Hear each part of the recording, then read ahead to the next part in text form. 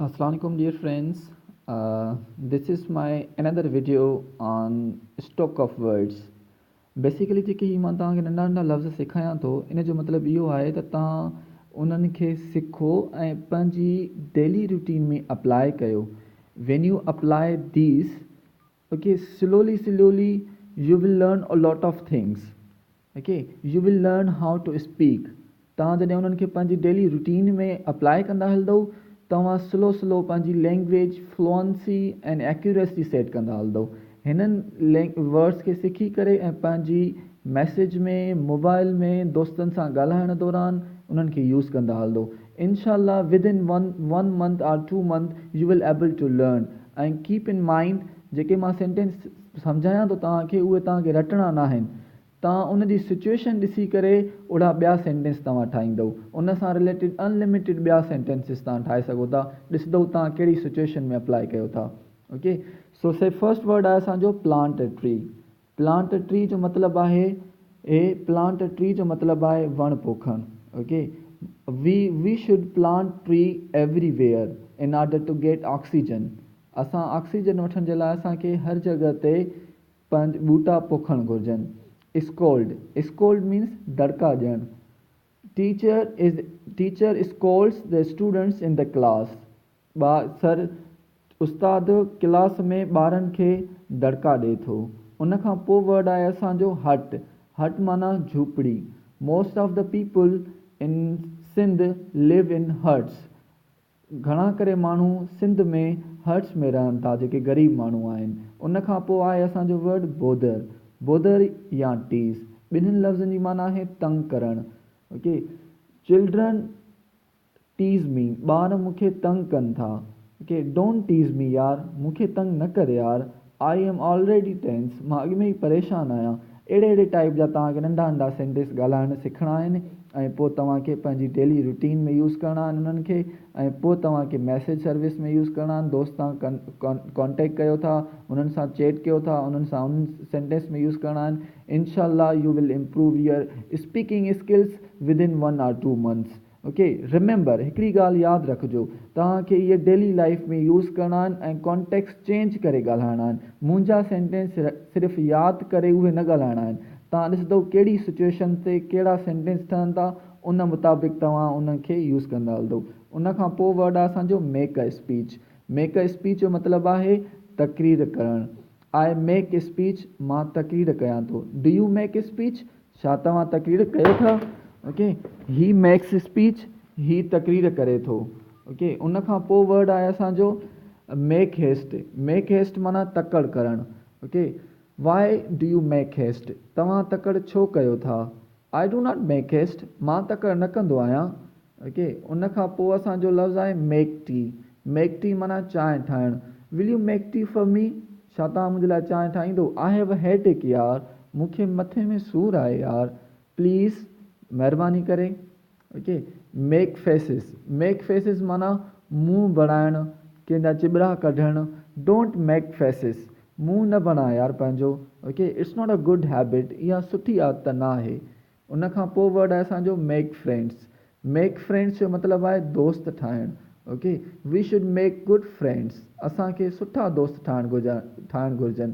Okay, do you make good friends or bad friends? छा तव्हां सुठा दोस्त ठाहींदा आहियो या ख़राबु दोस्त ठाहींदा आहियो? Make one's mark means to achieve success और फेम. मीन्स का वॾी कामयाबी हासिलु करणु. Okay, we should make one's mark. Okay, उन खां पोइ असांजो लफ़्ज़ आहे मेक द मोस्ट ऑफ. माना वधीक फ़ाइदो वठणु. Okay, we should make the most of my lessons. Okay, असांखे मुंहिंजे लेसन मां you should make the most of my channel. तव्हांखे वधीक फ़ाइदो वठणु घुरिजे मुंहिंजे चैनल मां. ओके, ब्लूम माना गुलनि जो टिणणु. Okay, the flowers are blooming in the garden. Okay, flowers are blooming in the garden माना गुल बाग़ीचे में टिड़ी रहिया आहिनि. उन खां पोइ असांजो आहे good luck. Okay, I wish U a good luck. Good luck माना सुठी क़िस्मत. काउंट माना ॻणणु. काउंट रोज़री माना असांजो आहे तस्बीह पढ़णु. ओके, हाणे हर हिकु लफ़्ज़ जे लाइ अलॻि यूज़ कंदा आहियूं. तस्बीह बेसिकली असां किताब अगरि पढ़ंदा न आहियूं इन जे करे असां हिते सां रीड इस्तेमालु न कंदासीं, असां हिते इस्तेमालु कंदासीं काउंट, माना ॻणींदा आहियूं असां। काउंट तस्बीह, काउंट रोज़री मीन्स तस्बीह पढ़णु। पर जेकॾहिं क़ुर पाक जी तिलावत कयो था त पोइ द रिसाइट होली क़ुर, RECEITE, रिसाइट होली क़ुर माना उहा तलावत कंदा आहियूं असां। पर जेकॾहिं तव्हां किताबु पढ़ो था त पोइ तव्हां चवंदो आई रीड बुक्स, मां किताबु पढ़ां थो। पर जेकॾहिं मैथमेटिक्स पढ़ो था उते तव्हां रीड इस्तेमालु न कंदो, उते तव्हां इस्तेमालु कंदो स्टडी, आई स्टडी मैथमेटिक्स, मां मैथमेटिक्स पढ़ां थो। हर हिकु लफ़्ज़ जो अलॻि अलॻि कॉन्टेक्स्ट हूंदो आहे, उहो कॉन्टेक्स्ट तव्हांखे सम्झणो आहे। ॿियो आहे केटल, केटल माना चौपायो माल, ऐं कीप माना रखणु या पालणु, चौपायो माल रखणु या पालणु। Okay, farmers keep cattle, Kurmi जेके हूंदा आहिनि, हारी हूंदा आहिनि, उहे माल चारींदा, माल पालींदा आहिनि।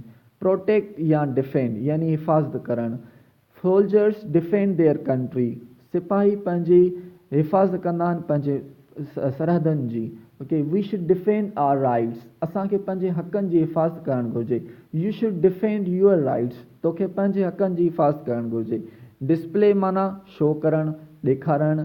Okay, this channel display new programs, ही चैनल असांखे न्यू प्रोग्राम्स ॾेखारे थो। ॿियो लफ़्ज़ आहे असांजो कंस्ट्रक्ट, कंस्ट्रक्ट यानी तामीर करणु।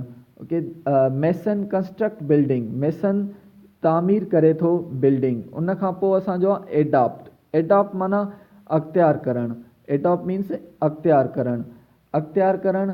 We should adopt new methods, असांखे नवां मैथड्स अडॉप्ट करणु घुरिजनि। उन खां पोइ असांजो आहे डिग्रेड, डिग्रेड यानी ख़राबु। उन ॿियो वर्ड आहे असांजो आउट ऑफ ऑर्डर, इहो बि माना ख़राबु। टियों वर्ड आहे असांजो रॉटन, रॉटन माना बि ख़राबु। टिनि लफ़्ज़नि जी माना आहे ख़राबु, पर इन टिनिनि में डिफरेंस आहे। डिग्रेड असां तॾहिं इस्तेमालु कंदा आहियूं जॾहिं असां डिग्रेड तॾहिं इस्तेमालु कंदा आहियूं जॾहिं कंहिंजा इख़लाक़ ख़राबु हुजनि या माण्हू को ख़राबु हुजे, he is a degrade person, ही ख़राबु माण्हू आहे। आउट ऑफ ऑर्डर उन जे लाइ इस्तेमालु कंदा आहियूं जॾहिं का इलेक्ट्रिकल शइ, मशीनरी थिंग्स ख़राबु हुजे, उन जे लाइ असां आउट ऑफ ऑर्डर इस्तेमालु कंदा आहियूं। तव्हां ATM ते ॾिठो हूंदो, ATM ते लिखियलु हूंदो out of order, out of order माना ख़राबु। ATM is out of order, ATM ख़राबु आहे। My watch is out of order, मुंहिंजी वॉच ख़राबु आहे। Computer is out of order, computer ख़राबु आहे। Your mobile is out of order, तुंहिंजी मोबाइल ख़राबु आहे। यानी इलेक्ट्रॉनिक शइ या इलेक्ट्रिकल शइ जेकी हुजे उन जे लाइ ख़राबु थियण जे लाइ असां आउट ऑफ ऑर्डर इस्तेमालु कंदासीं। रॉटन यानी फ्रूट या वेजिटेबल शइ का ख़राबु थी वञे उन जे लाइ असां रॉटन इस्तेमालु कंदा आहियूं। मिसाल तौरु एग्स आर रॉटन, आना ख़राबु आहिनि। फ्रूट इज़ रॉटन, फ्रूट ख़राबु आहे। ठीकु आहे, हाणे इन जो मतिलबु इहो आहे तव्हां बेसिक वर्ड्स उन्हनि खे पढ़ो ऐं उन पढ़ण खां पोइ उन बेसिक वर्ड्स खे तव्हां सिंपल सेंटेंस स्ट्रक्चर में यूज़ कंदा हलो। You will enhance your speaking skills within months. Okay, just keep on trying your speaking skills. Wish you best of luck. We will meet in another lecture inshallah soon. Okay, and don't forget to subscribe my channel Zulfikar Sianj.